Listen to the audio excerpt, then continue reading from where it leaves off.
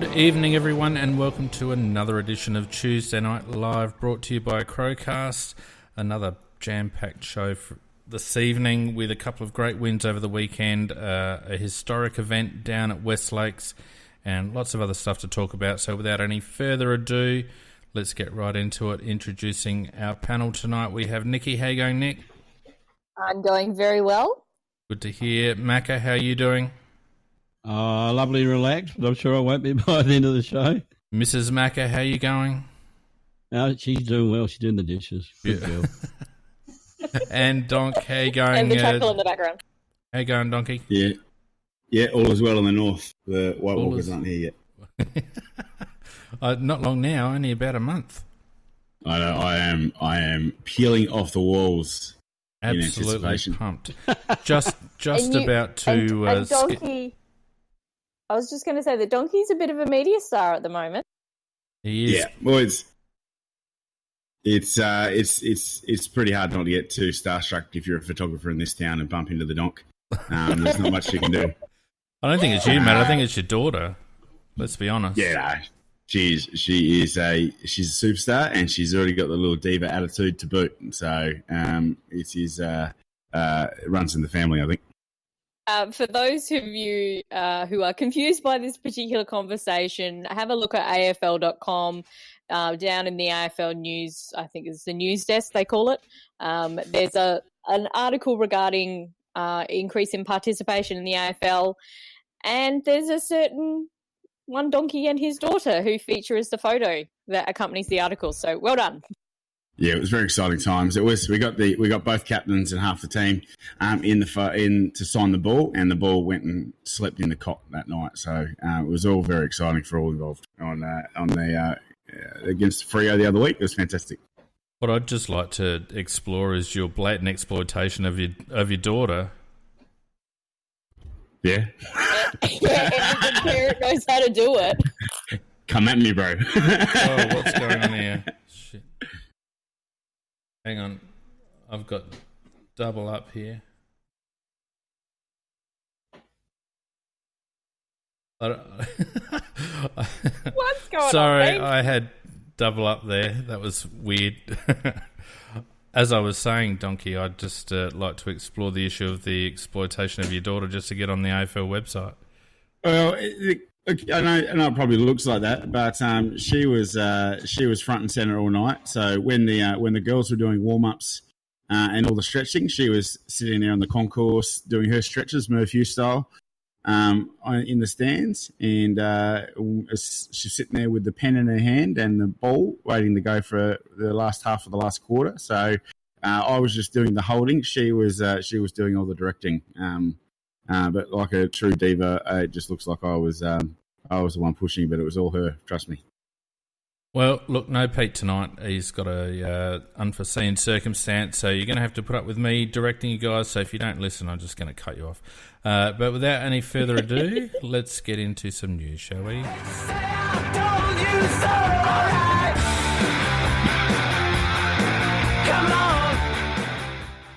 I guess we should start off with the unfortunate demise of Footy Park.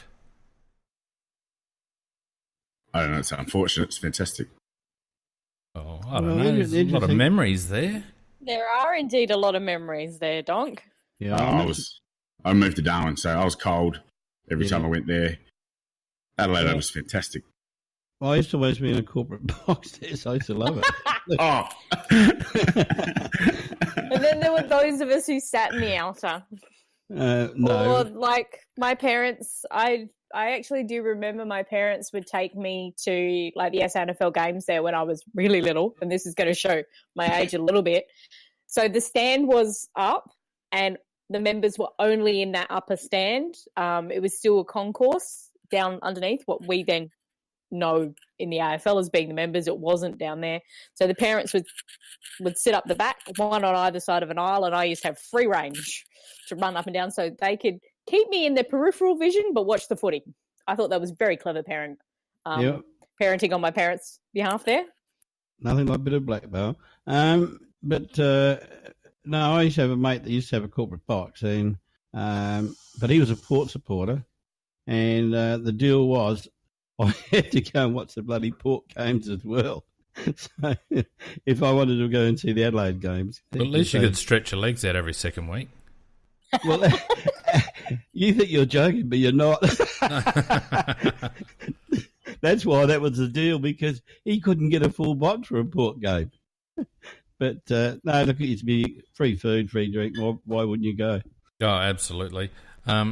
Look, my fondest memories are not Crows related. They're the 74 and 76 grand finals, Mackie. You would remember those. Famous victories over the Port Magpies, and 76, I think, the all-time record for attendance with people sitting inside the fence. I was there, actually. But fortunately, I wasn't in that part of the ground. No, well, my dad told me about those. I can't believe they actually did that, because, when the players were chasing the ball the boundary, they ending up in the spectators and mainly kids sitting all around the boundary. yeah, well, there were. I remember them letting people in. It was after. I'm pretty sure it was after the start of the game that they let people in, and I was sitting at the member. I was fortunate enough. My grandfather, who was quite a religious man, snuck me and my mate into both of those grand finals. So I sat in the members for free both games. But as a how old would I have been in '76? I would have been 8 or 9 or something. But that was a grand final that was unlosable for Port, and Rick Davies just went crazy, and that was the end of that. Yeah, he was a very good player, Rick Davies. He's very short for a ruckman come forward, but the guy was a star. I reckon he was 6'1", Macca. Yeah, absolute star. 6'1". I mean, he just was a star. But even with the Crows, it's some fantastic memories. I remember, obviously the first trial game and the first game against Hawthorn, and the trial game was against Essendon, and they were amazing experiences, and so many State of Origin games as well that were fantastic during the 80s there. And then, of course, we had the showdowns and the epic semi-final showdown and lots of other games. So, I mean, it's great that we're at Adelaide Oval, and it's great that we're continuing to pack houses and all the rest of it. But a lot of people are quick to write off Footy Park, but for its time, it was a fantastic venue, and we can't ever forget that was the birthplace of the Adelaide Crows. It was indeed, and I miss the barbecues. That was such a unique thing. And we did a barbecue every week. I think Dad cooked on a little tiny round, like the little camping one. He cooked for 14 people, and we had gourmet barbecues. We'd have other people who drove and parked in the regular spots would come, like when the gates open like we did, come and check what was on the menu this week. So I miss that. I didn't just check it, Nicky. I used to scrounge them. No, you had to pay.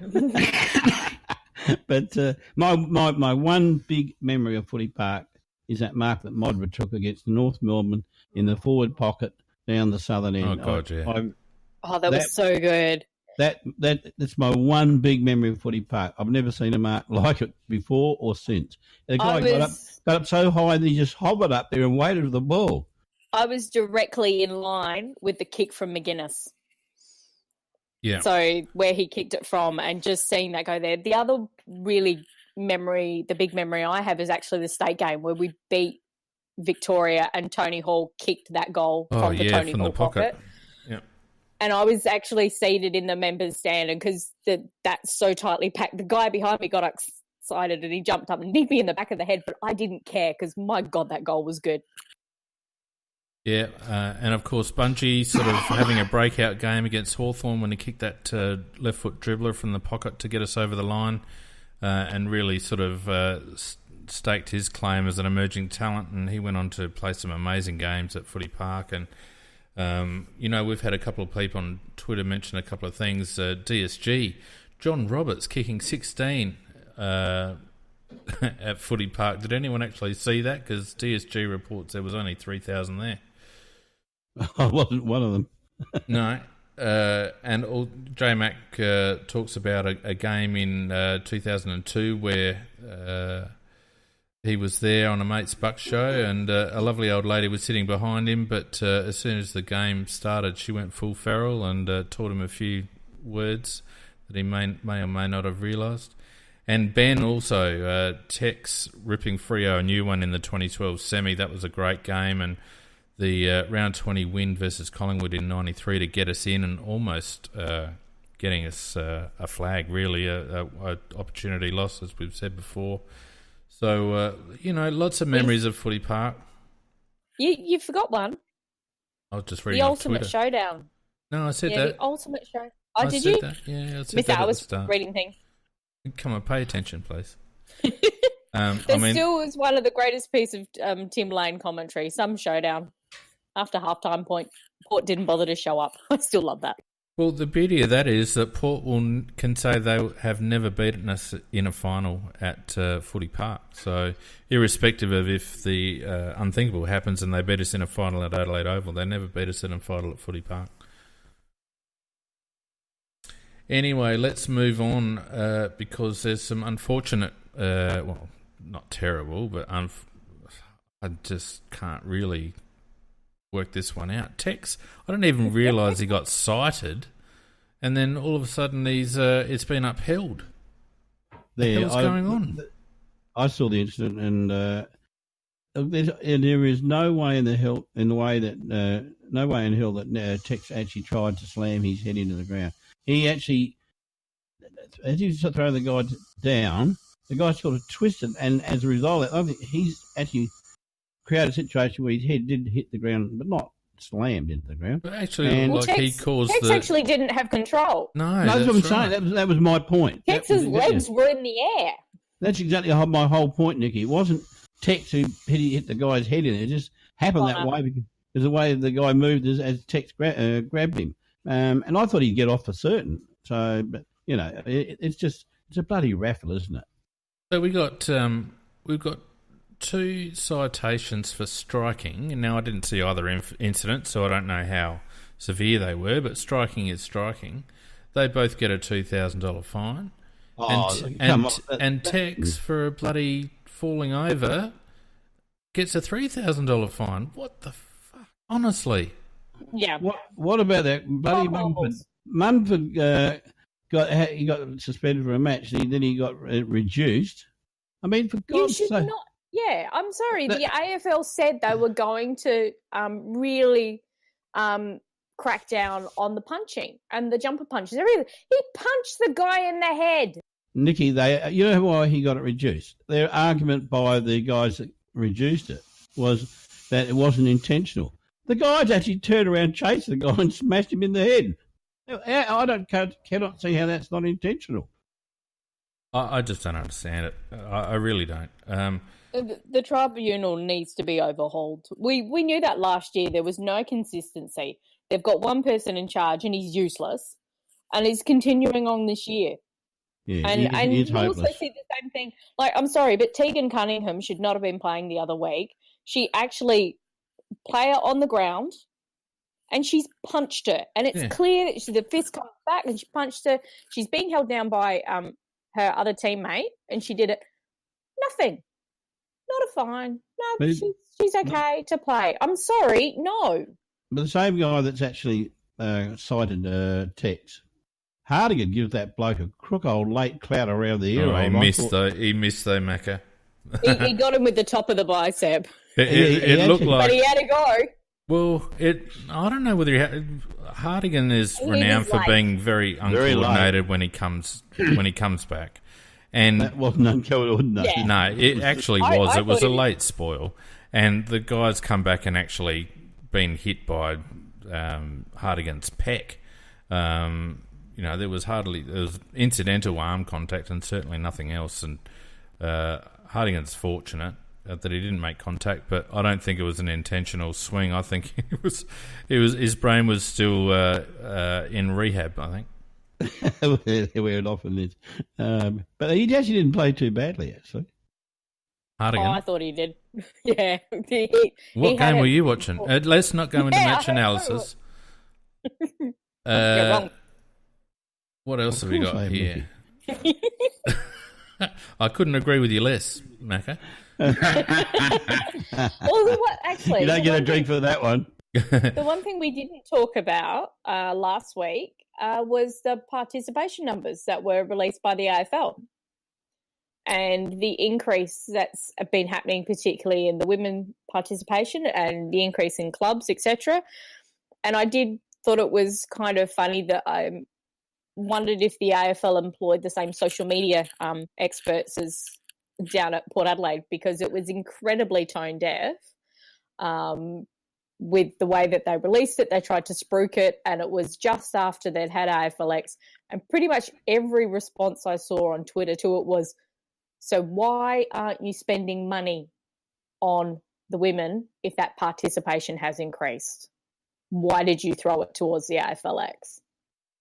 Well, there's so many questions about the AFLX. We could have a whole show on it, Nick. But the simple fact is that Gillen's got an agenda, and I actually think that they think AFLW is going to look after itself participation-wise because it's so new.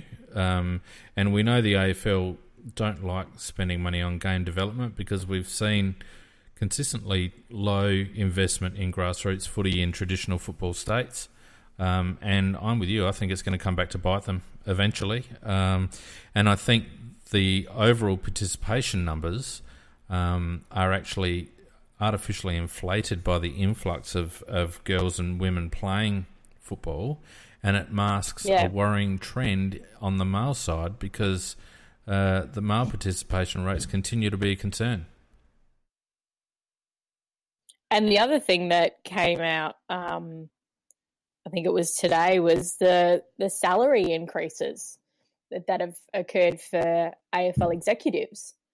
And yet they've lost money in terms of profit. They're claiming that's to do with the purchase of Marvel Stadium, etc., and some of this kind of stuff towards that.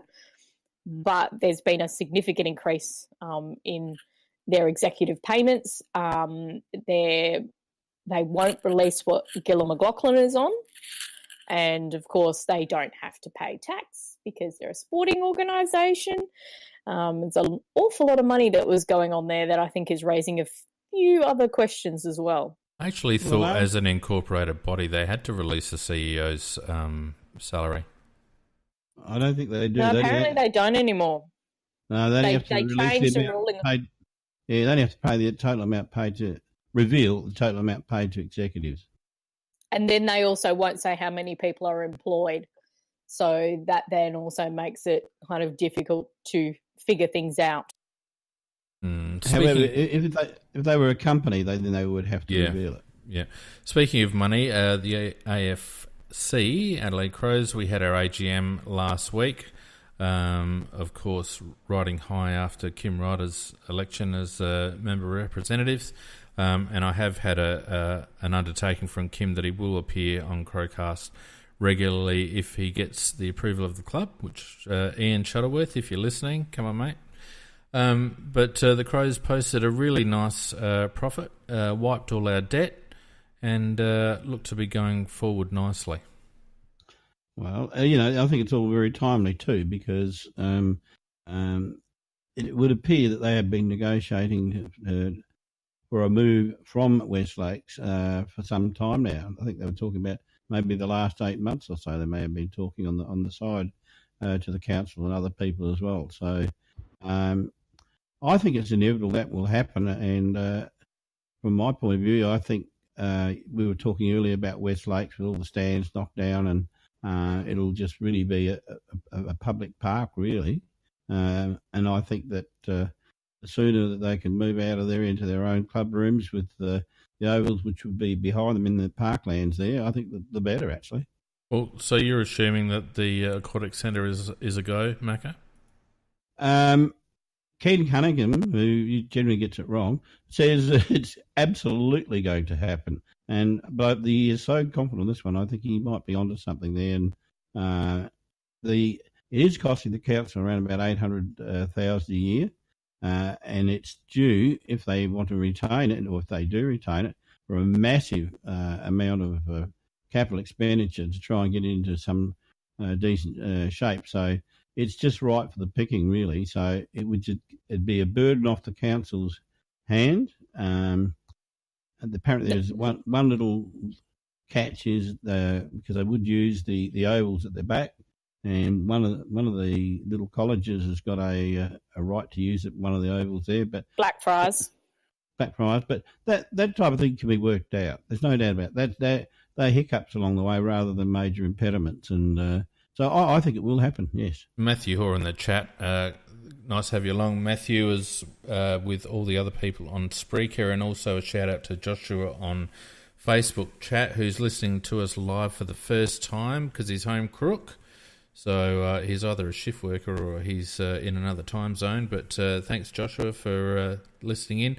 But Matthew's spotted in the last Parklands Association meeting minutes a redacted item on the minutes entitled Strategic Lease Agreement. And as I mentioned, all redacted. So, Matthew, nice spot there. And as he says, I smell an AFC. So, look, there'd have to be a fair amount of redevelopment there, Macca, because the oval that you're talking about isn't nowhere near big enough. And neither are the rooms, etc. No. What would be required? Oh, no, it'd be a rebuild. It would be a rebuild. Oh, yeah. And well, not only a rebuild, be mate. At least 2-3 years away. Yeah, not only a rebuild, but also they're going to have to clear some of that tree growth, and that's probably going to be the hardest sell because someone, I think it was on Big Footy or it might have been on Twitter, posted a screenshot or an aerial of that parcel of land with the MCG superimposed over the top, and it probably took about at least a half, maybe a little bit more of that total parcel of land. So, a fair bit to work through there because you'd like to think that if they're going to move, they're going to be trying to build a facility that's going to be able to simulate all possible grounds. Exactly. They would certainly be wanting to do that. And we've got a problem in that we're likely to go into an election. We're not going to commit unless there's actually, I would suggest, federal government money coming back in terms of them paying for quite a bit of it, because there's no way we as a club would outlay like anything else. It'll involve a lot of government money. I'd say there'd definitely be stuff in from the SA government because the reason why the Adelaide City Council have had to do so much to do with the Aquatic Centre is because the state government built Marion. They're not interested in Adelaide Aquatic Centre at all. So there will have to be some nice sweeteners, I'd say, from state government and from federal, and very nice sweeteners. Otherwise, I don't think we'll bite. No, I think you're right, Nikki, to be honest. But I think that they will get some support because I did read an article that Port of Adelaide are already squealing about that very thing will be happening, and I think that's unfair. And they were talking about it on the radio. They were saying that they seem to have very short memories about how they drain the money out of SAFL. Oh, let's not have that conversation. That's not even a podcast. That's a podcast series. My personal opinion is that Victoria Park is still the ultimate venue for the Adelaide Crows. I'm not overly sold on the Aquatic Centre venue. I think it's a little bit tucked away. I know it's not that far away from Adelaide Oval, but in terms of space and logistics and the ability and the fact that Victoria Park is already used as a sporting venue a couple of times a year, I don't know. I think the other thing that's going to be a problem in that Aquatic Centre location is lighting, because you would imagine that they'd want to put some pretty decent lights in there, and the NIMBYs of North Adelaide won't like that terribly much. Yeah, not at all. But it's apparently 1,600 metres. Bickley measured it, and 1,600 metres from Adelaide Oval to the Aquatic Centre. But let's face it, Macca, seriously, after a game of footy at Adelaide Oval, you're going to walk to the Aquatic Centre to have a beer in the new Crow Shed? I don't walk 100 metres if I can get out of it. But no, I would not. No, you wouldn't walk it. You wouldn't, would you? And no one's going to get in their car and drive. So it defeats. I honestly think it's either got to be right near Adelaide Oval, which apparently has been knocked on the head because the Crows were looking at a partnership with the Adelaide Uni to hook in there, and that failed. Yeah, that would have been great there. If you can't That get is there, a nice oval. or if you can't repurpose, which the other option that I really like is repurposing the golf course. We've got one decent golf course and one crap one, and then a par 3. They could quite easily consolidate those 18 holes into one decent course and repurpose some of that land for the Adelaide Crows. I'd be happy with that. But if it's not within 5 minutes walk of the Adelaide Oval, it may as well be somewhere that's completely suitable. And you would think places like Thebe or Victoria Park, as I mentioned before, would be far more suitable. I've talked about the showgrounds before, which is probably not quite right, but there's far more suitable places if you can't get within 5-10 minutes walk of the Adelaide Oval. And I don't know whether it's trying to fit a square peg into a round hole there at the Aquatic Centre. The one thing I reckon we can be very confident, whatever the site may be, that the Adelaide Football Club, they will be very keen to move from where they are now and to be somewhere in the North Adelaide vicinity. And then, in terms of funding, they'll also get from the developers. I would imagine they'd get a fair bit of funding from the developers too for moving out early and which would allow the developers to start their housing building a lot earlier as well. So. And they don't have to maintain things for the club, et cetera, et cetera. So the oval space will always be down there at Footy Park because any development of that size has to have a particular size green space, and that is covered by the oval. I think they'd be able to encroach a bit on it, though, Nikki. I think they would be able to reconfigure it into a genuine park, and probably encroach onto the oval space a bit. Plus, obviously, the actual club rooms themselves at the moment. It's certainly, I mean, the Crows have certainly got leverage in terms of getting out of that contract, no doubt about it, because they're sitting there for 30 years as it is at the moment, and the developers would love to get paid off. Yeah, exactly. So, I mean, there's leverage in terms of being released from the lease there. I think it's just a matter of finding an appropriate venue, and I think a lot hinges on what Adelaide feel is more important, whether they want a state-of-the-art training facility or whether they want a facility that the fans can embrace as well, and whether they can do both. My feeling is that their number one priority is to get the training facility right, and it might be a matter of build it and they'll come in terms of the supporters. Yeah, you may well be right, and probably that is the priority. The main priority is to make sure that they've got, because it's all about playing football, that they've got the best training facilities that they can possibly have. But you're right. I think if there's enough space, and then as you say, you build it and they will come.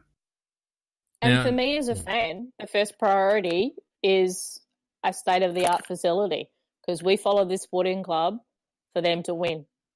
Yeah, but you know what, Nikki? I've been a bit on the fence about spectator or member facilities, but I'm leaning now towards it being an important thing that the club needs to look at. And I think about things like being able to take my kids down to the club after a game, or even to a training session or something like that, and actually have them engage with the club instead of just watching it on television or going every now and again. One of the reasons why I'm still a Sturt supporter is because I was able to engage so heavily in my SANFL club as a kid. And, you know, it is a commercial operation these days, the AFL, and there's lots of revenue sources that are far more important than getting a few beers over the bar. But I think in terms of harnessing future generations, I think it's important that the club remains accessible.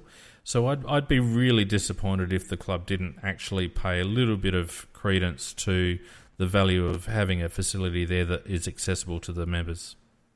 I think they will. I was just going to say I agree with you about that training access, being able to see, and then just that couple of interactions afterwards before they go back in the club room, so they cool down or whatever, that's a great thing.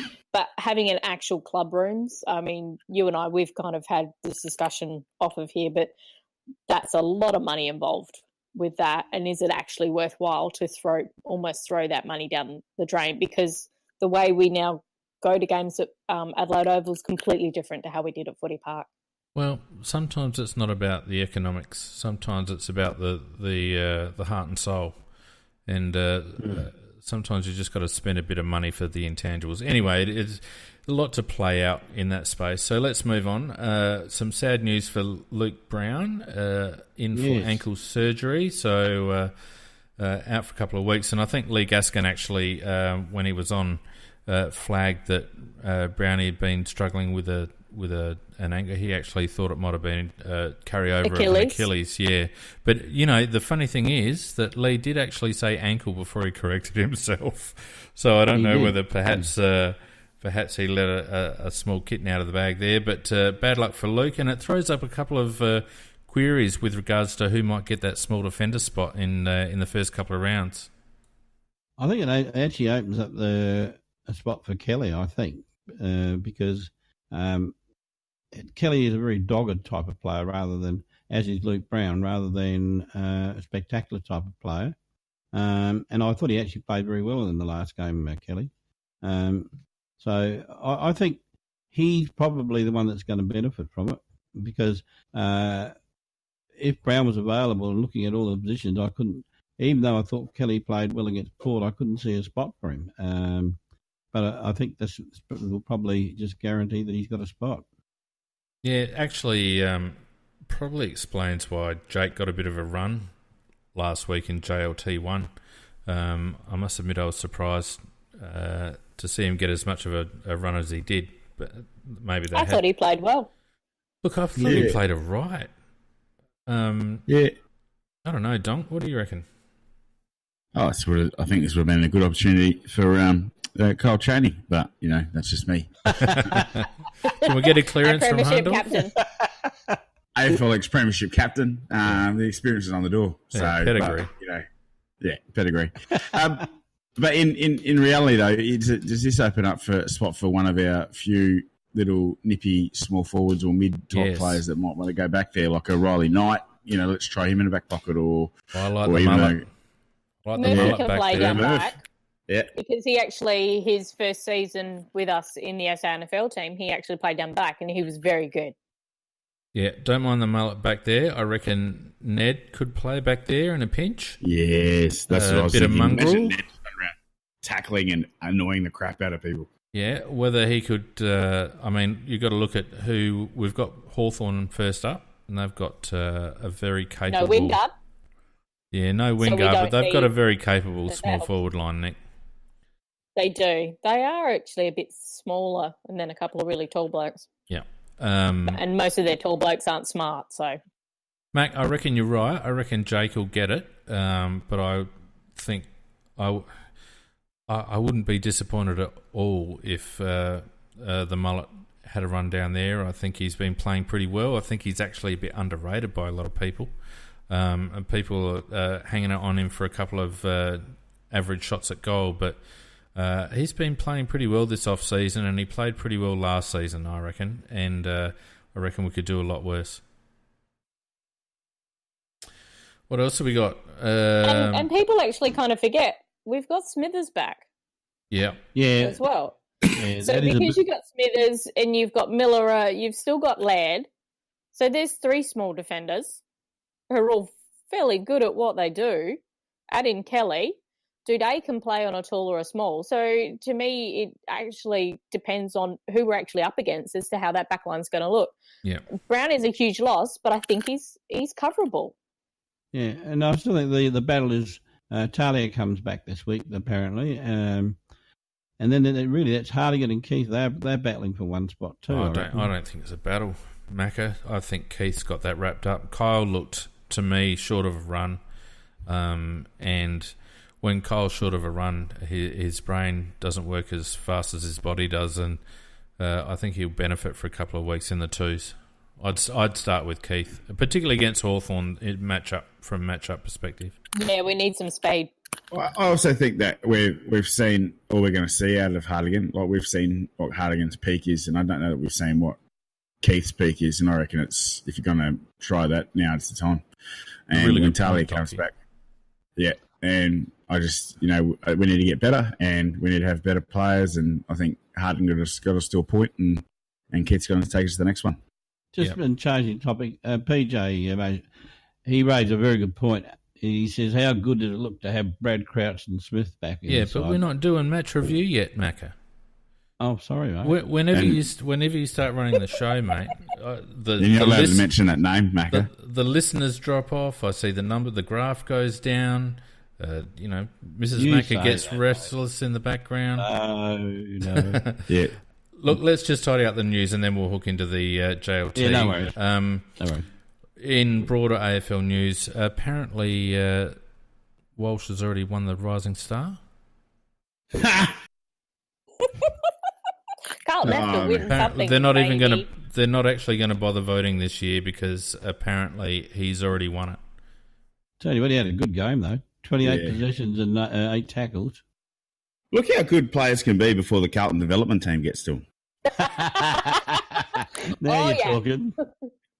Yeah, so no pressure on the young lad. I mean, he does look the goods, but he is an 18-year-old, and fair crack. He's playing in a team that's going to really struggle. So to have him as the laydown for Rising Star, I think is a bit of a stretch. Although I have put him donkey in my real dream team. The Fantastic. In mine. Getting it wrong again. Yeah, we'll see. And the other thing is, this is getting beyond a joke. joke. Remember to trade him in about halfway through the year when he actually tires and they've been bashed up too much. That's right, when he falls over. What's going on? This is getting a bit ridiculous. We've had clubs come out, and particularly the Fremantle Dockers come out, and basically state before the season has even started that they're going to chase Stephen Coniglio. Yeah. Now. Yeah. What is going on? We may as well. I mean, I'm all for transparency, and I don't mind free market trading, aka the NBA system or whatever.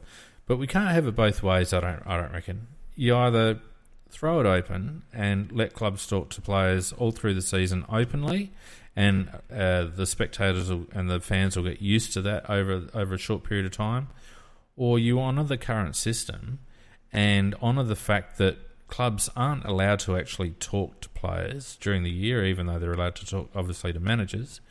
And can we just calm the rhetoric a little bit? The season hasn't even started. I thought that was totally disrespectful, what I read in the paper. If that's what was actually said, I think it's totally disrespectful. And, even if you've been asked that question by a reporter, you do a straight bat. You don't do that before the start of the season. No, that's my point, Nikki. Yeah, it's just not on.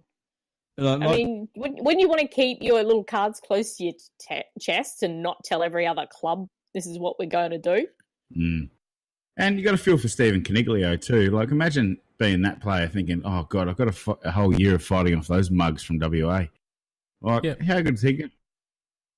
Yeah, I just think I think the AFL need to take a position on this, and as I said, they either free up the whole system and allow this sort of stuff, a la the NRL and overseas sports, or they crack down on it and let guys actually play football and let the fans actually support their teams during the season without all the speculation. I mean, everyone remembers how bloody heart-wrenching it was going through the Dangerfield crap. Other teams have experienced it as well, and we're not naive. We know these things happen, but I don't think it needs to be in the public domain, particularly before a ball has been kicked in anger in the current season. Yeah, no, I 100% agree with that situation, Fiend, because it's always going to happen behind everybody's backs, but I don't think it should be played out publicly even before the first bounce. That's what I think is disrespectful.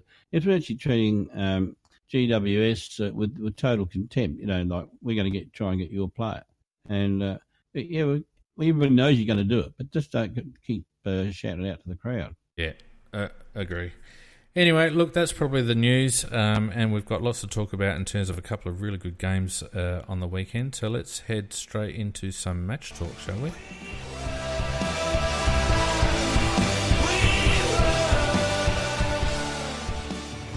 Winners are grinners, Nikki, and we had a massive win, massive win against a team that everyone thought would win by the length of the straight in AFLW this year. And we smashed them. And yet, I spent most of that game, and you have marked this cast as explicit, I hope. Yes. Because, basically, most of the time when we decided to kick it or handball to them, and Ebony Marinoff, I just kept yelling, oh, for fuck's sake. It was so frustrating. And then at the end of the game, I thought, we actually played shit, and we won by 34 points. We didn't play shit. We played well. I didn't think we played shit at all. No. For me, I thought we could have played better than what we did. That was not us, actually, as to how we can play. Nikki, when you watch a game, stop drinking. You'll see it a lot better. I don't drink at all. I'm allergic to alcohol. Maybe you should start drinking. Actually thought... I'm vomiting in your direction. I thought North Melbourne actually did really well in terms of the pressure, and they didn't play badly either. But we did. I was not happy. Okay, I've liked Clark, how he's picked teams and how he's kind of structured up a little bit for the opposition that he's playing, and also the conditions we've been playing with. But I think he did a disservice in that first quarter, a little bit too much, to try and fit towards North. Because we had Foley, who's been brilliant in the ruck. She would take the centre bounce and then immediately go to centre half forward. Chloe Shear was then pushed up into the midfield. We made structure. Ange Foley then had to go into the back lines, and we lost her out of the midfield when she normally does a nice tagging job, which can free up Phillips and Marinoff and Hatchard a bit more. And I think he then had to adjust it back a little bit because they got some goals from our stupidity, but they still had to kick straight to do it. Let's not forget that North were a bit of an unknown quantity, Nick. Yes, they had a little bit of exposed form. They haven't been for 4 weeks. No, they haven't been for 4 weeks. But it's a lot easier to come up against a team a second or a third time. You know how they coach. You know where their strengths and weaknesses are. North, you can watch them and you can scout them, but until you're actually up against them, you don't know the new. Look, I actually think that you're. I'm being very harsh. Well, I think you're being technically correct, but not every game is perfect. And essentially, North appear to be our main rivals for the flag this year, and we beat them. Could be interesting though, because if they win this weekend and Fremantle win this weekend, they then play each other in the last round, and I think that game's actually over in the West. Well, we've seen off both those teams, and we've seen them off pretty comfortably in the end. And notwithstanding the fact that they've had a chance to see us as well, so I'm sure they'll develop some counters. But, at this stage, I feel like our ladies' team plays what I would call A-grade football at the moment. We're moving away from the kick it and run and kick it and run and kick it and run. We're moving the ball. Clark seems to have instilled a bit of system into the team. I think our structures are generally pretty good. Our star players are all performing. We seem to be pretty much injury-free. And we have some genuine talent. I mean, Chelsea Randall and Erin Phillips are standouts. Danielle Ponta continues a good form. We've got, what's her name? The young lass, Chloe Shear, as well, that's really developing Eloise Jones. So there's a lot to like. Plus, the ex-basketballer in the ruck. And sorry, I'm hopeless with names tonight. That's Jess Foley. And then you've got Anne, and then you've got another ex-basketballer in Anne Hatchard. Yep, and who's just come out of the blocks this year. Yep, just taking it to another level. Look, I think I think it's a credit to not only the girls but also the coaching staff around the girls' team. Nikki, what's the politically correct? Is it girls? Is it ladies? Is it women's? Is it people of a different gender? What is it? No, it is AFL women's, but I know in the club they refer to as the girls' team because they're also called the boys. Okay, and we call them the boys and the girls. So I have no problems with it, and you hear it all the time. Yep, well, happy with the girls. I think it's a credit not only to the girls but also to the coaching staff, how well they are playing. They are a cut above. Yeah, I totally agree with you, because Nikki was talking about she thought that Clark had it wrong in the first quarter, but he's smart enough to get it right in the second quarter. Yeah, and have it right again. Oh yeah, and that's what I like. And then again, he made a couple more changes at half time, and he's got it just super. And they were like a machine after half time. Absolutely. Well, North tired. We are fitter than anybody in this comp. Well, I think there's definitely a fitter thing, but there's also a structure. There's a structure and a matchup thing. If you look at the way we trying to get all our goals, we all our forwards seem to push up a fair bit. And then across that 50, the ball sort of scoots out the back, and our quicker players are just bolting through to it. So it's not necessarily always your lead up forward type. So it's just that we play a very different structure, and we don't necessarily have to take the first clean possession. So we don't have to take the mark, and we don't have to do that. But we're spreading from contests really well, and we're and I know they said it about 7,000 times in the commentary, but our use of handball isn't just slow and stilted. It's actually moving the ball out to a person that can get a decent kick away. So I think we're getting a lot better effective possessions, and we're not seeing the sort of under 10s follow the ball around like they used to. And I think we've just got a better structure going forward where it's not going into a quagmire. It's going into open space, and we're having a bit more room to move with it. Yeah, because he has put it in the forward lines. He's filled it with players that've got pace, and they're actually they're clever. They're good footballers. They're good clever footballers as well. And if you have a look at the structure, there's only one tall there, which is Shear, who's she's not that tall. No, but she's a very good player in the making, I think. And what she does is she's the bulk there, and going for the overhead marks and stopping them to take easy marks. And then we've got all these little speedy crummers all over the place there. And I just think and two or three, I think it's about at least three, have moved from defence into the forward lines. And very, very smart by Clark. I just think he has got a very good structure, and he uses his players very, very well. And he's just improved them by goals just by the way he's done it. It puts a big question on what we do with Perkins going forward, because the way that forward line's moving around really quick. Do we need that sort of? She can't get in. Yeah, I think it just slows down the forwards too much. Yeah, and that's the reason. I mean, unfortunately for her, she's overweight and she's slow, and that was a problem in the first couple of games where some of the balls were getting cleared far too easily. So, Moana Hope has had to lose a lot of weight, and she's fined down a lot, as you saw. But you saw how we dealt with her, and she's a very good footballing talent herself. She didn't get the most out of herself at Collingwood because they didn't quite know how to use her, and they were trying to isolate her one-on-one, but every other team just knew, that's where the ball's going to go. So I kind of see that there's that similarity a little bit with Perkins, that those type of players don't quite suit the way it seems the AFLW game plans are going, because we're definitely not more skillful footballers. We were still bombing it in every so often the forward line, because Jess Duffin, I thought she had a very good game as well. But I think we were okay with her getting that because, as I said, we then pressed up high.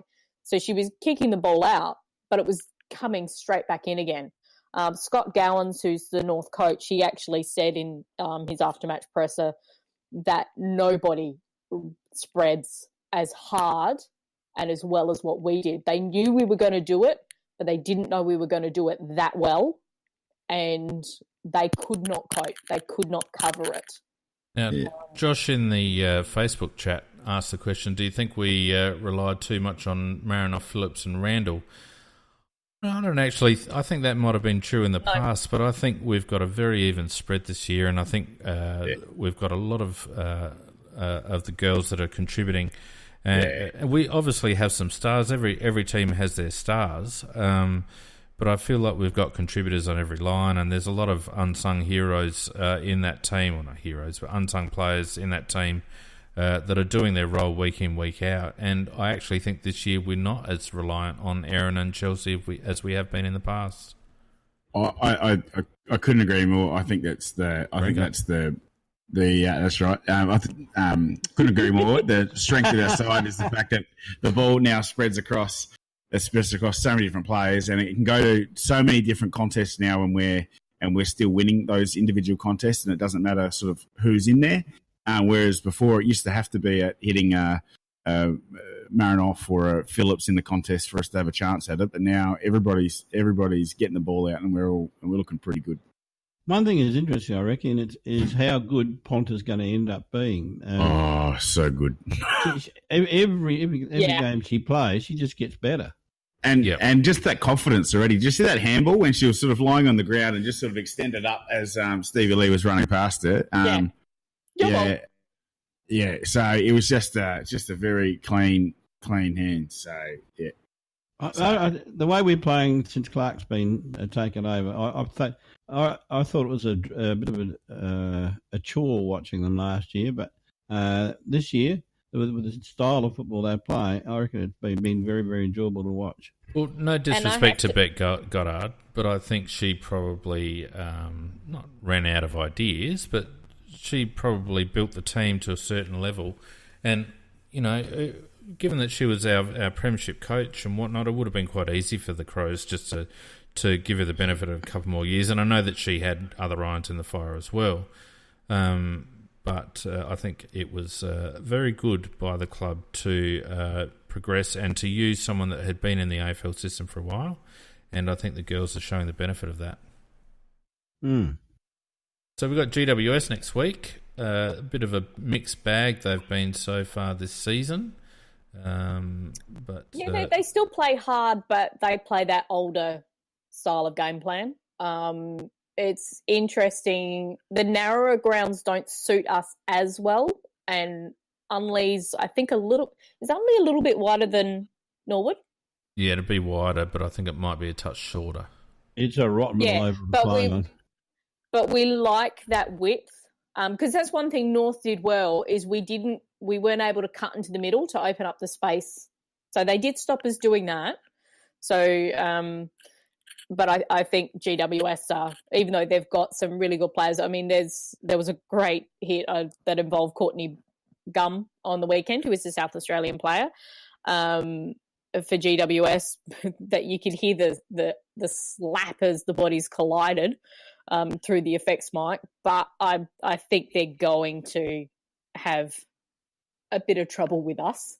So it could be a very nice percentage booster. But the way the girls reacted after Erin kicked that goal, after the siren, even though, you know, we were so far in front by that stage, it was like they'd won a final. I think the way that Clark's got them, I don't think we're going to be hard to stop. Hard to stop. They spoke in the post-game presser about, you know, that first loss of losing by a point, and how with, you know, it's such a tight competition with only 7 rounds that any mistake is a big one, and how they're playing week to week now. So I think they're just building and building and building, and you can just feel that energy. And it was probably 2 weeks ago, I reckon, when they beat Geelong. And you just saw the gusto they sang the club song with on that oval. And I reckon just from then you can just feel there's just a different pulse going on at the moment. And you can just feel it. Lots of momentum with the AFL women at the moment, and good on them too. Can I... One more, Nick, and then we'll move on. Yep, one little thing. So Vardy Magic raised a point, and we've just covered over a little bit that kick after the siren, but the lead up to that, of that intercept mark by Eloise Jones to hit the ground running and stab past it to Erin on the lead, was, you wouldn't see that amount of skill would not be You would see that in the AFL and the men's. It was Miller-alike, Something like wasn't that. it? It was Miller just beautiful. lacing out. And that's what I love about Eloise. We've got Eloise Jones and Chloe Shear, and congratulations to Chloe Shear on being two in a row, Rising Star nom. Yeah. And another fun little video up on the club website about her finding out about it. So our future is looking quite nicely, but as in everything, no injuries. And you know what? They're fun to follow. It's great energy. They're all committed. Fun to follow.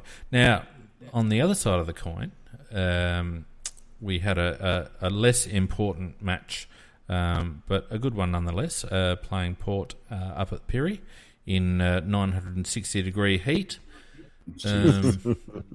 And after a bit of a lackluster start, pretty and tailing off at the end, pretty comfortable. I thought we looked good. We were goals better than them. I mean, a lot of goals better than them. We had that little slack period in the last quarter where they got the 5 on in. And but that was stupidity by Pal Pepper, who thought it was an AFL game for points and didn't realise it was 40-plus degree heat. Yeah, I think we weren't taking it quite as seriously as they were at that particular stage. I noticed that Sloaney only had about 53% of the game. In contrast to Brad Crouch, who actually had quite a lot of the game, but and he's worth talking about by himself later because he was so good. But I'm with you, Fiend. I thought it looked like a comfortable win, even though they had that 5-goal burst. Look, Yeah, I didn't think we were troubled. Nah. Yeah, same. Go, Dunk. It looked to me like we busted it pretty hard in the first half. It was hot. We changed some rotations, changed some matchups. They got a few. We did something else to counter that and kicked a couple more just to show that we're in control and didn't burn everyone out. The other thing is with us playing again in only a few days' time, only a 6-day break, it looked like we that was our big hit out for the JLT. We're not going to do it twice in 6 days and kill everyone in that time, but I reckon that was our big one on Saturday. Well, the interesting thing about the game is that I think the margin, I can't remember what it was, about 3 goals in, something like that.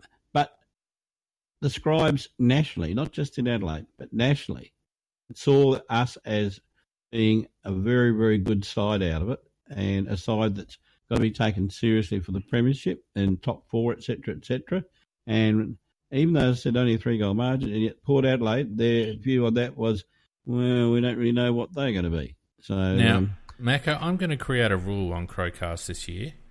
It's called the "Don't Get Ahead of Yourself" rule, and I reckon because don't get me wrong, I really, really liked what I saw on the weekend. But don't get me wrong, but I think we're going to take the season in 4-week blocks. What do you reckon? Because we've seen in the past few years how quickly things can change with a few injuries.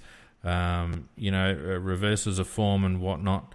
I would say that we are certainly looking like we're going to make a fast start. We're fit and firing. We look fantastic with Crouch back in. We look great with Smithers back in. It looks like we've got a lot of power up forward, but I'll talk a little bit about that in a moment. But I'm going to struggle to conform with that. Well, Felix. Yeah, I've been looking at accommodation in Melbourne in the last week of September, and I can get a cheap 4-bedroom. You're allowed to take a holiday, Donkey. You're just not allowed to say that it's for a grand final.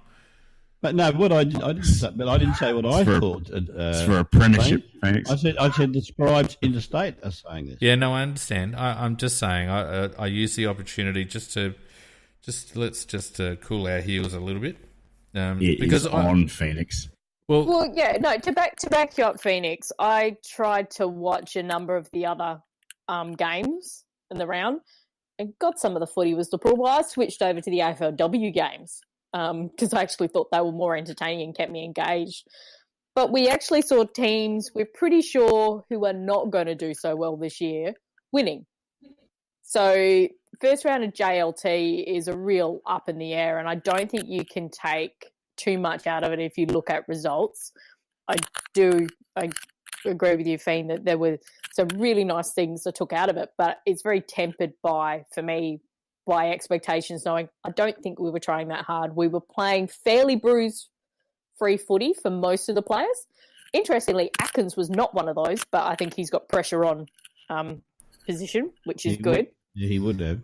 But I think, that's the way it's going. I do have to say, though, I thought our game was more entertaining than many of the others that run. I completely forgot Collingwood were playing Freo the other night. Yeah, there's a couple of areas of concern for mine still, and the obvious one is the ruck. I felt like we were shown up in the ruck. I felt Riley O'Brien didn't do enough to stake a claim, and Sauce did barely enough to maintain his number one ranking in the club. I feel like the new rules are going to heavily favour mobile ruckman and winning centre contests. And I continue to throw things at the television when I see Sauce run in and try to take space instead of jumping at the ball at centre contests. He's not so bad at boundary and around the ground stoppages. But he's really good around the ground. But he's offering us nothing in general play at the moment. I think he may have picked up 2 field disposals or 3 field disposals for the game. And you compare that to a bloke like Grundy or Max Gawn and others that become a more mobile midfielder. And to be honest with you, I was a little bit disappointed with O'Brien because I felt that he would offer us more around the ground. And a couple of times he went for marks in the forward line, which was great, but he fluffed them. And I didn't see him playing any sort of link-up role. And I actually think ruck is going to be an issue for us this year. It's our weakness. There's no doubt about it. It is our weakness. I think with Smith coming back into the side, with Sloane being available for the whole year, hopefully, and with Brad Crouch as a virtually new player, the midfield itself is looks like an A-grade midfield. But, of course, you need that good ruckman to help give them silver service if you want to be a very good side. And Jacobs is going to have to lift his game dramatically on what we've seen, even in that little bit so far. And certainly, and I was very disappointed with O'Brien, quite frankly. He doesn't ruck too bad, but there's not much else there. And neither Jacobs or O'Brien give us anywhere near, as you say, we were quoting the 2 best ruckmen there, but no, not even. They're not giving as much as an average ruckman, I don't think. Well, look at a guy like Stephen Martin for Brisbane. More than that's probably a good comparison. Look at a guy like Mumford for the Giants. Even Nankervis for for the Swans, and what's his name from Essendon, Bill Chambers. I always get the 2 of those ones confused, but there's a lot of blokes around that can influence a contest, and I feel like in situations like centre bounces and also with a new kick-in rule, the ruckman is going to be pivotal in terms of being a link-up in transition. I don't think you can afford to carry a player in those transitions. I think they have to provide something, and I didn't see Sauce or Riley get involved in anything, and I'd really actually like to see them give Paul Hunter a run in JLT too, although I don't think they will. Yeah, I still don't see him as the answer either, because we're talking about... He's more mobile. Yeah, that's my point, Nick. Yeah, spot on. Well, interesting, though, that we didn't ruck Jenkins until... Did he actually get some ruck going in the third quarter, or was it until the last? A little bit, I think. I reckon it's only the last, I think. I don't remember him rucking before that. Yeah, so I think we were... just seeing how the other 2 went, we were persevering regardless. And I do wonder, was Clark actually there, or was he on the plane to Melbourne? Yeah. No. So were they actually coping without their coach? Yeah, but come on. So who was coaching the ruck? Come on, Nicky. They don't need to be coached on game day. They should know better. No, it's got nothing to do with the coach, Nicky. I mean, they're big boys. They're not little under-10s or something like that. And Sauce has been...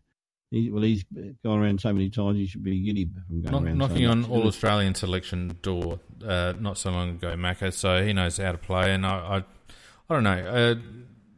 I guess we'll see how it plays out. But that was... The other area that I was a bit concerned about was our lack of tall forward marking. We scored a lot of goals, but we scored a lot of goals through transition play, and I think we took 12. Let me think. Might have been 15 marks inside 50 13 marks inside 50 from 50 inside 50s. Port had 12 from 37 or something like that. I still worry about Tex. Jenkins is a concern overhead, although he's competing harder. There's going to be a lot of expectation and pressure on whoever who's tapping their microphone. Not me. There's going to be a lot. That's Donkey. A lot of expectation and pressure on the third tall, whether it be Fogarty or whether it be one of the other blokes, because I can't see how we're going to be taking enough marks up forward. Well, I was going to raise that structure. Can we really afford to play that many talls as we did? Because from my point of view, I thought we had one too many tall in the forward line and one less down on the ground. I mean, we played Fogarty, and Fogarty's a good We changed player. it up a little bit. I know, Nicky, but at the time when you're looking at a lineup with Fogarty, Jenkins, you got Lynch, you got Walker, and that's 4 talls out of 6 players, and it's just too much. Yeah, I wouldn't say that Lynch plays tall though, Mac, and he does play up. Yeah, he doesn't. Yeah, so I'd kind of take him out because he's either delivering it into the forward line, so there's only 3 talls in there, or one of them is out and he's then in the forward line. So we've generally only got 3 talls kind of working there, so to speak. I got the impression that Pike was experimenting a little bit with a couple of different looks that were happening, because sometimes we had those 3 tall, or 4 if you do want to include Lynch, and then we'd take them off and we'd go for a much smaller forward line and see, okay, so how did this one go? And that's what the JLT's for. So I'm going to wait and see what happens at this game on Friday, because I think that's where we'll get a better idea on what that possible structure is going to be like going forward. You know what, Nick, though? Sorry, Mackie, you were going to agree with Nicky? No, I'm going to say it's going to surprise and say I'm going to agree with you. But yeah, it did look like he was trying different combinations in the forward line. Yeah, I don't disagree with that, but I don't see a bloke up there that is going to take a mark. And structures are structures, and that's fine, and I get that. But there were plenty of opportunities for a big man to take a mark. And with 666, as Joshua points out in the Facebook chat, it's there's going to be opportunities for one-on-one contests, and I don't see a forward in a one-on-one contest at the moment being able to outmark his opponent. And, you know, it worries me, because I think in big games, taking a big mark up forward can be a game changer. We've seen it with McGovern in the past. We've seen it at other stages with other key forwards. Just the ability to pluck a grab, just attack the pack, attack the ball and take a grab when perhaps you might not be entitled to. Rewalt's a classic at that. We don't seem to have that player. We play quite small as a forward line, and I just feel as if it's our one Achilles heel in terms of being able to kick winning scores consistently against teams who match up well on us defensively. Yeah, if about 3 years ago, I think it was, and Tex came out like a real beast, barking everything within sight. I'd love to. I think it was maybe that was prior to his knee problems, but hadn't been the same overhead since his knee, because he just hasn't got the confidence anymore, Mac. No, and he doesn't seem to have the same spring either, though. No. Maybe we've talked about him. We've talked about him going up one-handed and blah blah blah. I don't know. I don't rate Tex as an overhead mark. He'll take 1 or 2. And it's not Jenkins' strength, as you quite rightly pointed. The one hadn't got a bad pair of hands. To be fair, though, Jenkins was actually so much better at that last year, and he was taking those marks last year. He was actually taking quite a number of contested marks, and he learnt to use his body a lot better. But this game, he was so rusty. I put him and Hardigan, they were just like off the pace. Yeah, the Jenkins marks generally are out bodying them and often taking them, around eye level or chest level. Sorry? I said true, okay, they're very true. Oh, okay, that's worth a drink too.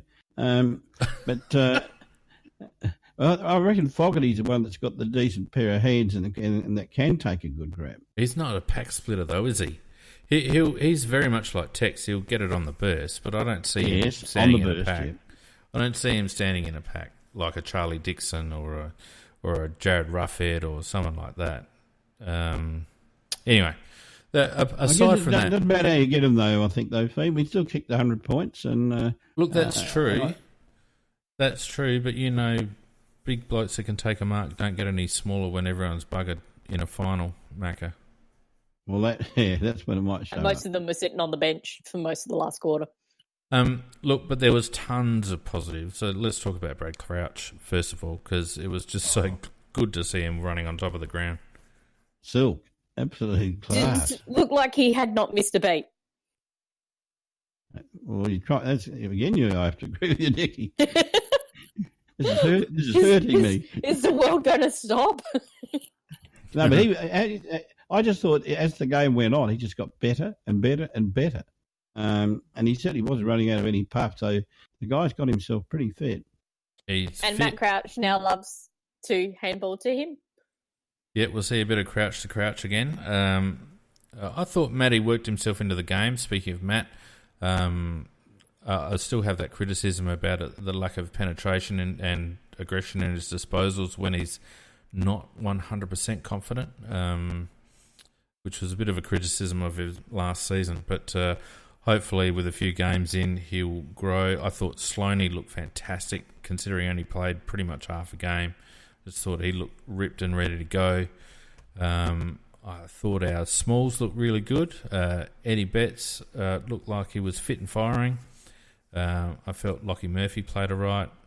I thought Keith down back played all right. I thought Jade looked really, really good. Classy. Absolutely really, classy. really good. I mean, we forget that he's only played 23 games or something or other, but he looked and he was controlling that back line. 14 he was the one in charge. That is amazing. 14 interceptions. Yeah, he's a gun. He's a gun.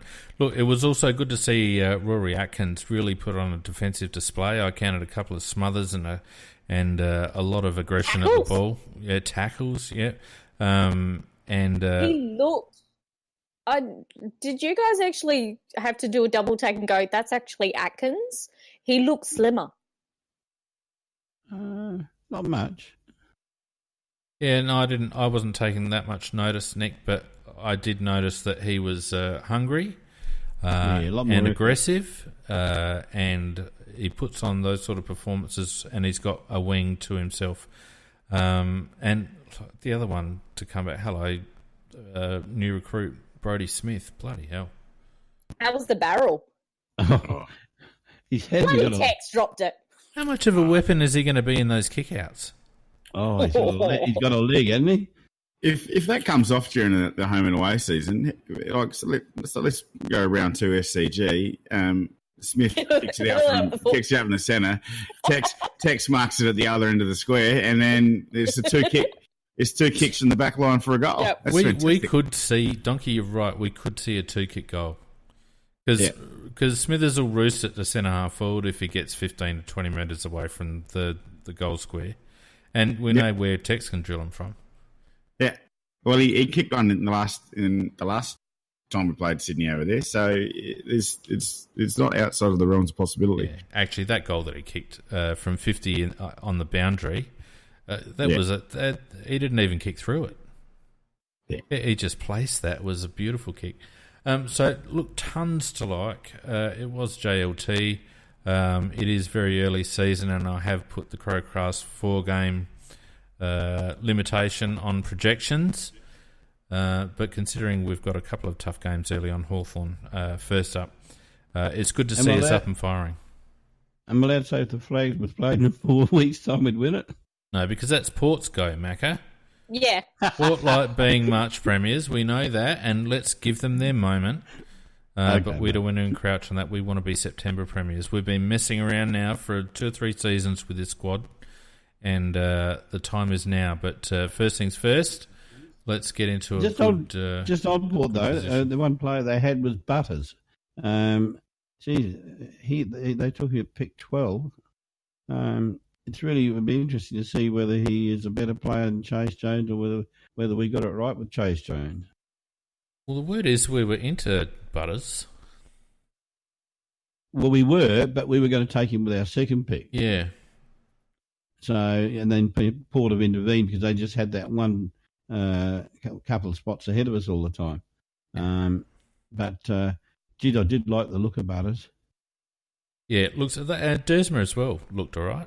I was a bit disappointed. Started very well, Desmond, but he faded a little bit as the game went on. Yeah, it looks no a likely type with though. young players. But I thought Connor Rosie was a little bit of a disappointment because he could play better than that. Oh, Connor played pretty well in the under-23s game, I thought, Macca, and it was, I don't know whether they were necessarily playing in position the whole game. I wasn't really keeping track, but I don't think he was playing in position. No, I think he was a permanent forward, so... he'll be fine. I reckon... He'll be fine. He's a good lad. I wish we had him. Chase Jones never got a lot of time on the ground, and I thought he wasn't too bad when he was on. But he did some very nice things when he was on. What did he get, about 15 touches in about 40% game time, I think? Something like that. He actually took a contested mark. Yeah, and a lovely left foot pass for that goal. And what I did, that was a left foot goal that he kicked, actually. Very quick reaction time. No, he'll be all right, but I was extremely impressed. Butter's a little animal. I thought he was really good. Yeah, very good. Look, I think the difference, and someone, PJ said it on the chat, the difference is that Port are going to be relying on those youngsters very early on, whereas we've got the luxury of being able to ease our young players in. We still haven't seen much of Gallucci this pre-season, and he's probably vying for Richie Douglas for a spot, I reckon. What do we think about Richie Douglas? I actually don't have him in our best 22 anymore. Well, they've got him in the leadership group, Feen. Yeah, but that's so he can lead the SNFL team with Matty Wright. Yeah, no, look, Dougie's been a great servant of our club, so I don't want to sound disrespectful, dismissive of him, but for me, he's in the Hardigan boat where I don't think we take the next steps. We're having those blokes on our team. I think we need to chance our arm with young talent that wants to prove itself, that's hungry, and that wants to take the next step. And I think the last 3 premiers have all been sides that have given the youngsters a chance and shown their hunger, and it's been a good thing for them. So I think we should follow that mould. PJ said he was horrible early, but then he kind of worked his way into the game and he became good later on. I think he shouldn't be in the best 22, but it will depend on injuries, depends on if we need a bit more of a harder body somewhere that we can mix around. So we know he can come in and play at a particular level, like you said, Donk. But I think primarily I would love to see him be playing actually more in the SNFL this season so that we are pushing those younger players through and giving them a chance. If his spot is half forward, I think we've got better options. And I can't see him having huge midfield minutes this season. I don't see him coming off halfback. And I, as I said, if he's part of that mix, part of the mix in the mid to small size forwards, I think we've got better options. So we'll see. They might keep him handy the first few games while they see how a few of the younger lads go. But I don't think he's best 22 anymore. And like you say, Donk, massive servant of the club champion, etc., etc. But I think he's been on the wane the last couple of years, and I think this might be the year, along with one or two others, where he fades somewhat. So in the week, I was just going to say, in the week coming up against the Giants, Talia's putting himself up for selection, which means that you'd think that one of Keith or Hardigan would have to drop out to make room for that. No, and Greenwood's also kind of imitated that he's going to be playing a game this weekend, but because we've also got the SNFL game on Friday night, so I'm not sure whether we will ease him in through the SNFL or whether we'll put him straight in. I think he's been nominated that he will be SNFL. Okay, good. And But Gibbs will be coming in, which probably means Paholke will drop out. Yeah. Well, how do we see Paholke, by the way? He does some decent things, but he just doesn't do enough, and he's not quite quick enough. Let's get some games to him, make everyone think he looks really good, and then trade him at the end of the year. He's actually an exceptional mark for his size. Strong. Yeah, he's really strong marker. And I think he needs exposure at the AFL level because he's doing quite well in the SANFL, but it's that step up is a different speed.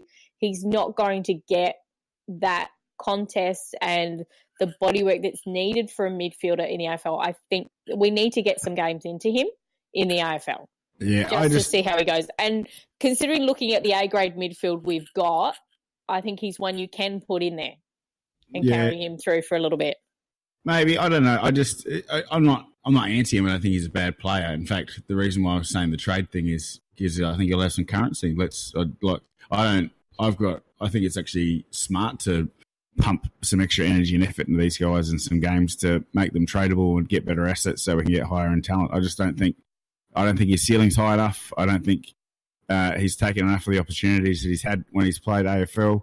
And I think he looks just that little slow. So rather than just be another bloke we delist in 3 years' time, let's make him tasty and trade him off to Carlton for their second rounder next year. Even though we've already got that one.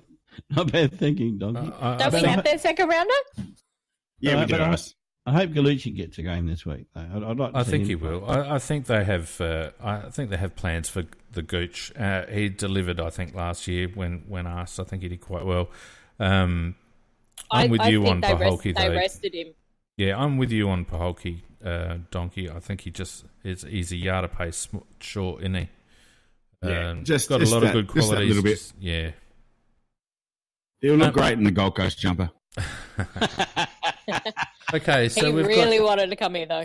Now we've got GWS coming up this weekend, and before we start talking to the game, I got a lovely little message from one of our new patrons this week, Pam, who runs the Canberra Crows supporters group, and this is the kind of interaction that I love, guys, from supporter groups around Australia.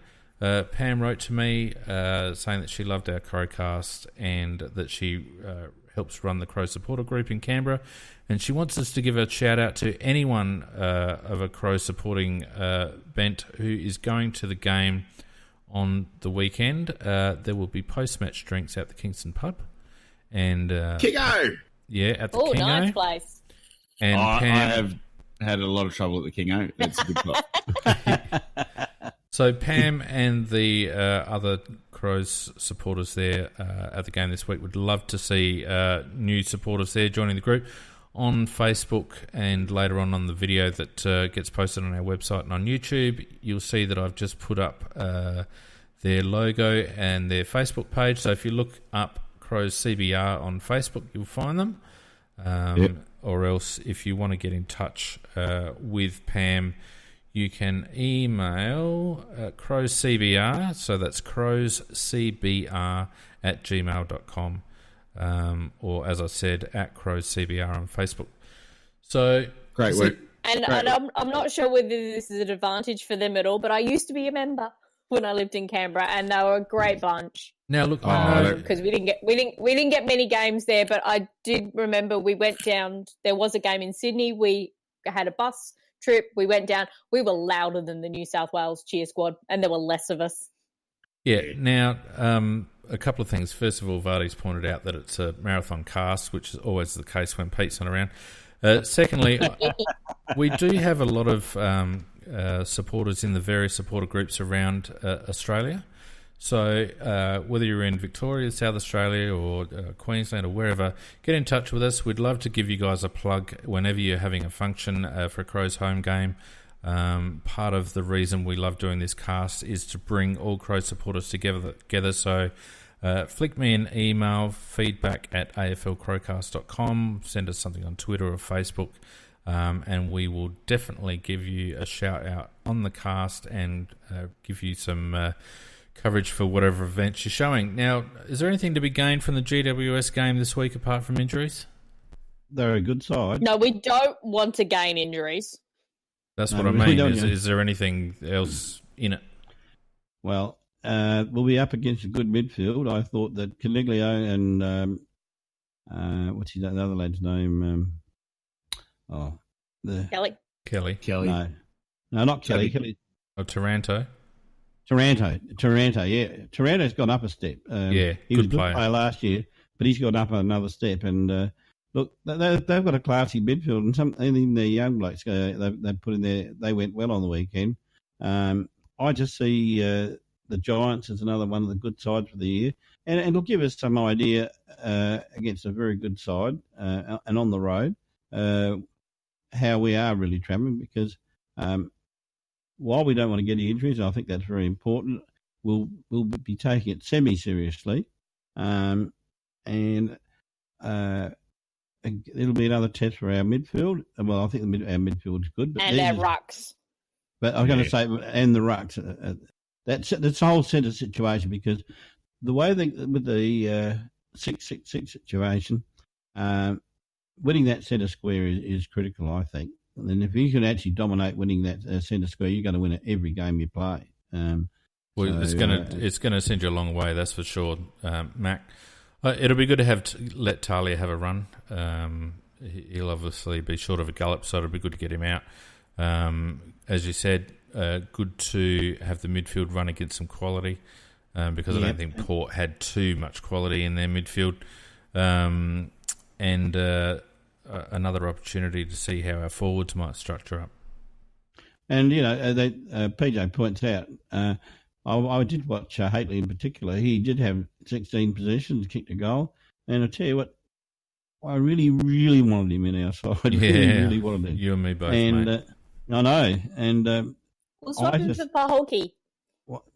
Swap him for more than that. It's not a fair swap. Yeah. He's going to be a very, very good player. Speaking of guns, how was Rankin? Oh, Jesus. Oh, that first goal. Bloody but hell. he burned out pretty quick. He didn't. Yeah, he won't though.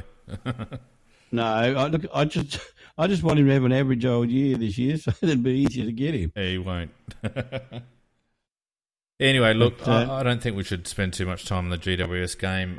For one reason, we're nearly at an hour and a half. Everyone's going to sleep. Yep, I'm tired.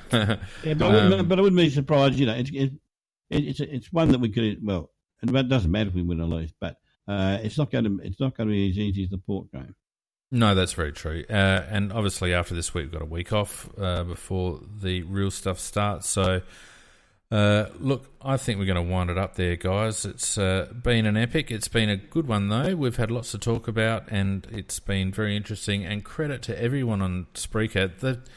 Spreaker's been off the boil, donkey, the last couple of weeks. We've been talking about this off the cast about how we're pretty disappointed with the effort from people on the board, but they've really backed it up. They've responded well. And Josh and who else was there?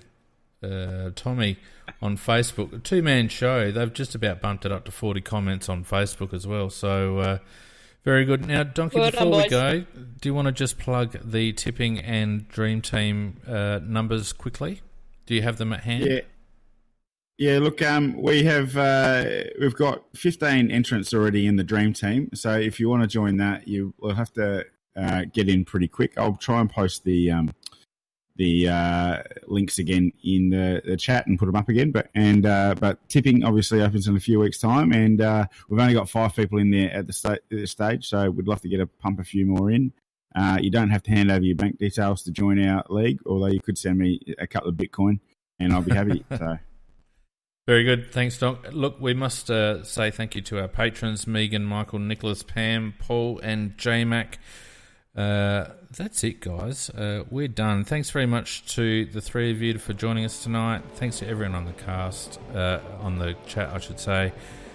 Have a good weekend, and we will see you next Tuesday for another edition of Tuesday Night Live. Yep, good night all. Night all.